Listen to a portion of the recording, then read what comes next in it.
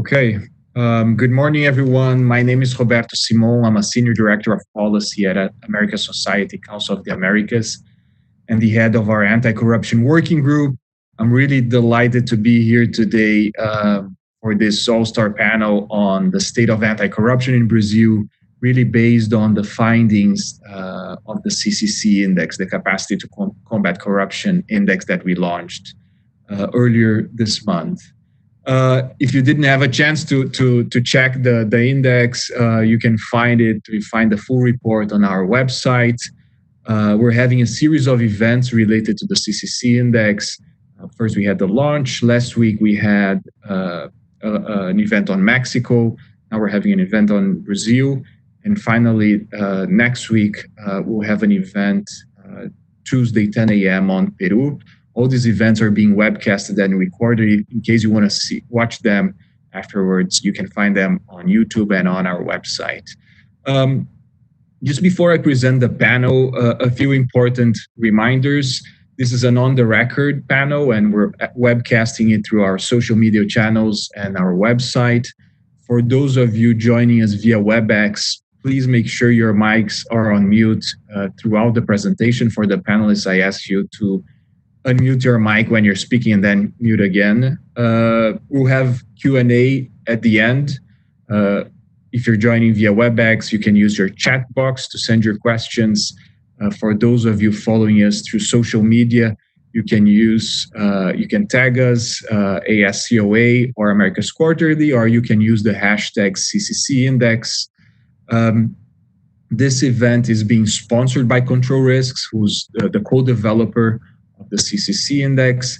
We're also very grateful to the generous support of CFA Institute, Millicom, Cleary, and Gottlieb.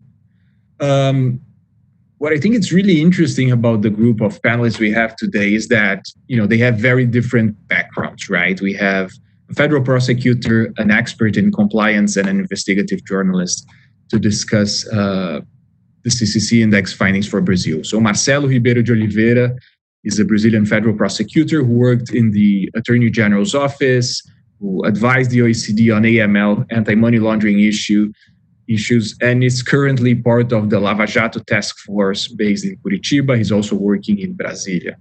Geert Albers is a partner at Control Risks and the head of the company's Brazil and Southern Cone business. He's also, our partner in crime for the CCC Index and the co-author of our report. Last but certainly not least, Alana Rizzo is currently an advisor at Albright Stonebridge Group, based in São Paulo. Before that, Alana spent over a decade working as an investigative journalist in several leading publications in Brazil. And she was also a director at Brazil's Investigative Journalism Association, ABRAGE, working with access of information, among other very important topics. Just before we get started, I'm going to make a very short presentation showing everyone the findings of the CCC Index. I promise it's really 4 or 5 slides. Let me start from the beginning, just to get the conversation started. So this is Brazil's place in the overall ranking, right? It's the 4th place behind countries like Uruguay, Chile, and Costa Rica, but ahead of Peru, Argentina, Colombia, Mexico, and others. Remember that the score is out of 10, right? So Brazil is 5.52 out of 10. What is alarming in Brazil's case is when we look at the scores that we had in 2019, Brazil was one of the worst cases of, I would say, deterioration of the anti-corruption environment, with a 10% drop. We had some significant drops also for countries like Guatemala and Venezuela, but Brazil, among the big economies in the region, is kind of the only country that had such a pronounced drop. We're going to discuss the causes for this drop during this panel. But the index is composed of 3 subcategories, right? Legal capacity, which relates to, from the independence of courts, the strength of anti-corruption agencies, all the way to the quality of plea legislation, and democracy and political institution, which is the green bar that you're seeing in our screen, which relates to the overall quality of democracy, lobbying legislations or how you pay for electoral campaigns and so on, and civil society, media, and the private sector, ranging from the quality of investigative journalism, the strength of NGOs, and so on. What is interesting here is if you look at Brazil's legal capacity, the purple bar, you see that Brazil is actually fairly close to countries like Chile. And this was, by the way, the area where we saw the most significant drop since 2019. Or last year's result, Brazil was actually ahead of Chile in the legal capacity subcategory. But when you look at democracy and political institution, Brazil is at the levels, or it's behind countries like Argentina and Colombia, the green bar, right? And civil society, we see Brazil almost at the same level of countries like Argentina, Mexico, Costa Rica. This is the 14 categories that we look at, divided in the three areas that I mentioned: legal capacity, democracy and political institutions, civil society, media, and the private sector. I'm not going to go through all of them, but just to highlight a few interesting things. When you look at the second bar here, anti-corruption agencies, independence, and efficiency, we see that Brazil is actually significantly above the regional average, which is kind of this white line. But when you look at other areas like the overall enforceability of campaign finance, Brazil is significantly behind the regional average, right? So I'm going to stop sharing my screen right now. And I think my first question to all the panelists is, what is your reaction to the findings? I know you guys took a look at the report. I'm going to go here around the room asking, let me start with Geert, who's the co-author, and Geert and I had the opportunity to present the index, but in the presentation we didn't discuss, at length the Brazilian case. So Geert, what do you think is really remarkable about Brazil here? What is your analysis on Brazil, also from a perspective of a person working a lot with compliance and private companies? And let me also thank every one of the panelists for joining us today. So hello, everyone, and I'm really thrilled to be here with Marcelo and Alana. It would be really awkward if I said different things that you've just stated about Brazil, since we co-wrote the report. But I just perhaps like to rephrase and recontextualize some of those comments. So we had the benefit this year, we looked at 15 countries. Last year we looked at 8. And by looking at 15, we're actually able to subdivide the countries across the region.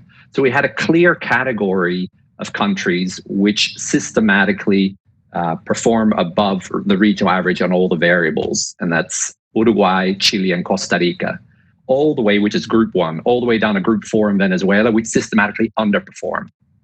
I think one of the things we need and have teased out is that Brazil, Colombia, Argentina, and Peru in group 2, and Mexico then in group 3, that is really the bulk of the region in terms of economies and the like. What happens in these countries will determine whether the region as a whole on the anti-enforcement front moves more towards OECD-style levels like Group 1 or towards Venezuela and at the bottom of the rank. So I think that's a space to watch. That means that when we say this year, and that's one of the themes I think we teased out, is that there is a certain level of stagnation or regression across the region. That's a concerning trend. We saw that most notably with Brazil, for example, although Brazil still performs very well. I think that's extremely important to highlight. We saw it with Venezuela, we saw it with Guatemala. Obviously, they were the biggest drops. But when we look at each of these categories, which you highlighted, legal capacity, democracy and political institutions, and civil society, media, and the private sector, only one country in each one of these categories actually improved the score from last year. So in the case of legal capacity, it was Peru. In the case of the democracy and political institutions, it was Argentina, mainly on the back of a new campaign financing law.